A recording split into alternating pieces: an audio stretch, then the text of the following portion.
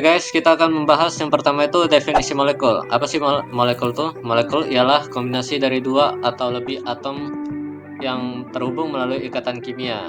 Ikatan kimia itu misalnya kovalen, ionik, dan sebagainya, sehingga membentuk suatu partikel yang bersifat netral. Selanjutnya ciri-ciri molekul. Yang pertama itu memiliki massa dan ukuran yang pasti. Yang kedua, tersusun dari atom yang sama atau berbeda. Ketiga itu dapat terpecah sehingga sifat zatnya hilang. Selanjutnya jenis-jenis molekul. Yang pertama itu molekul diatomik, dari di aja kita udah tahu itu berarti dua. Berarti molekul yang hanya terdiri atas dua atom. Contohnya H2, O2, dan sebagainya seperti Cl2, Br2, I2. Yang kedua itu molekul poliatomik. Molekul yang tersusun dari lebih dari dua atom. Contohnya H2O, CO2. Bentuk molekul. Yang pertama itu linear. Linear itu berarti 180 derajat atau dalam satu garis lurus. Contohnya CO2, H2. Yang kedua itu segitiga planar. Berarti ada segitiga gitu. Biasanya dengan sudut ikatan 120 derajat. Contohnya BF3. Yang ketiga itu tetrahedral. Molekul dengan 4 atom yang terdistribusi dalam ruang, membentuk piramida dengan ikatan sekitar 109,5 derajat. Contohnya metana atau CH4. 4. Piramidal. Molekul dengan 3 atom di dasar dan 1 atom di atas, membentuk piramida, sesuai dengan namanya piramidal. Sudut ikatannya sekitar 107 derajat. Contohnya amonia atau NH3. Band atau juga jungkit. Berarti 2 atom di ujung dan 1 atom di tengah, membentuk sudut tuh 104,5 derajat. Contohnya H2O. Dan yang terakhir tuh oktahedral atau segi 6. Molekul dengan 6 atom yang terdistribusi dalam ruang membentuk oktagonal. Sudut ikatannya itu sekitar 90 derajat. Contohnya SF6. Selanjutnya definisi dan sifat kimia air. Apa itu air? Air itu merupakan senyawa kimia dengan rumus kimia H2O.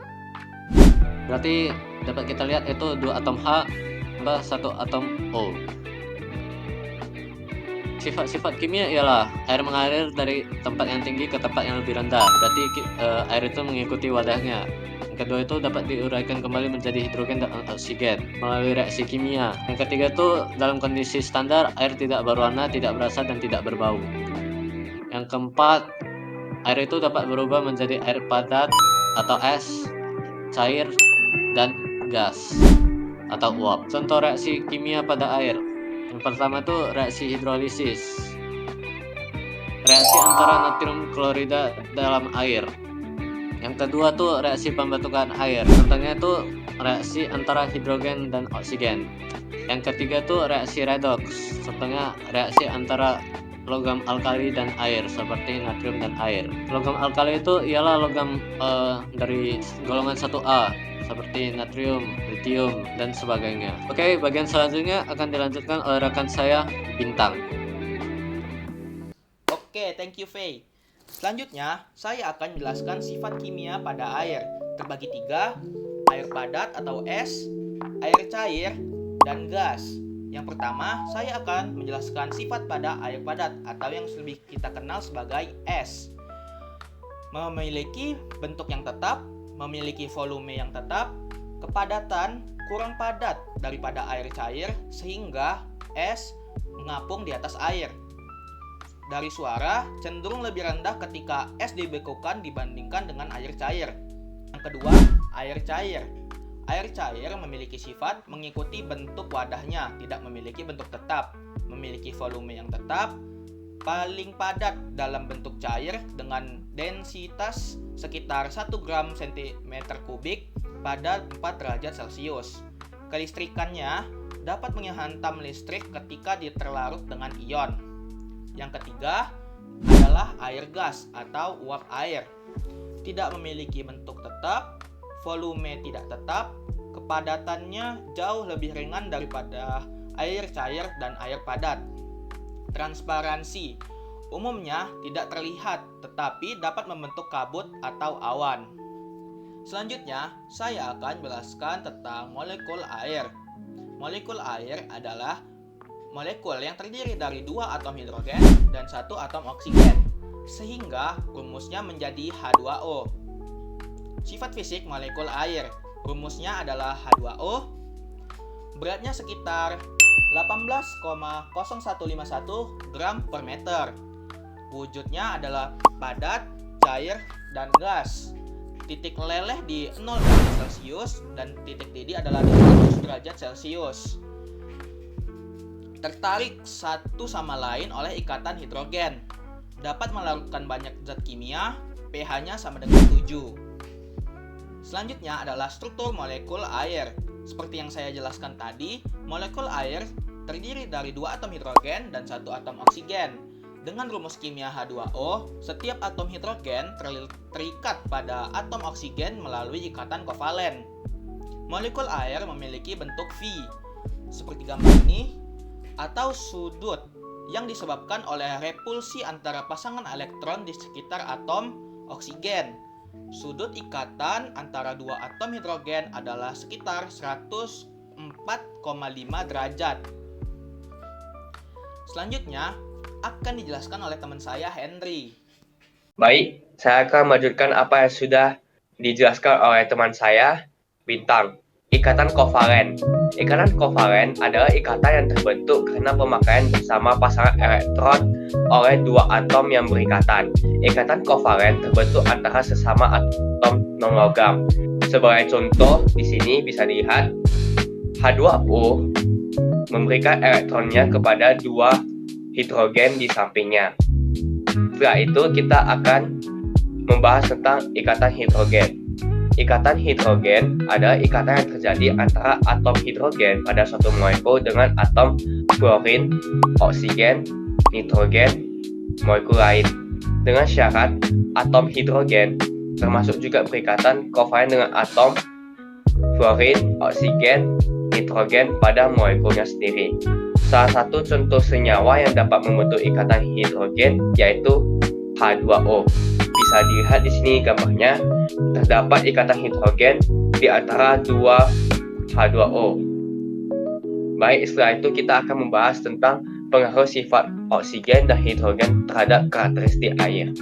Sifat oksigen dalam tabel periodik ada 5. Yang pertama, nomor atomnya ada 8. Yang kedua, nilai elektronegativitas 3,44 pada skala Pauling. Yang ketiga, ukuran atom jari-jari sekitar 60 pikometer. Yang keempat, afinitas elektron 140 kJ per mol, menunjukkan kecenderungan yang kuat untuk menarik elektron. Yang kelima, energi ionisasi pertama 1313,8 kJ per mol, menandakan elektron valensi oksigen cukup stabil dan sulit dilepaskan. Nah, sedangkan sifat hidrogen dalam tabel periodik itu ada 5. Yang pertama, nomor atomnya itu 1, sehingga merupakan unsur paling ringan dan paling sederhana. Yang kedua, elektronegativitas 2,2 pada skala Pauling. Yang ketiga, ukuran atom memiliki jari-jari sekitar 53 pikometer, menjadikan atom terkecil di antara semua unsur. Yang keempat, afinitas elektron sekitar 73 kJ per mol, menandakan kecenderungannya untuk menerima elektron masih relatif rendah dibanding unsur lain. Yang kelima, energi ionisasi pertama 1312 kJ per mol, yang berarti hidrogen memerlukan energi cukup besar untuk melepaskan elektron valensinya. Setelah membahas pengaruh sifat oksigen dan hidrogen terhadap karakteristik air, kita akan membahas pengaruh setelah menjadi air atau H2O.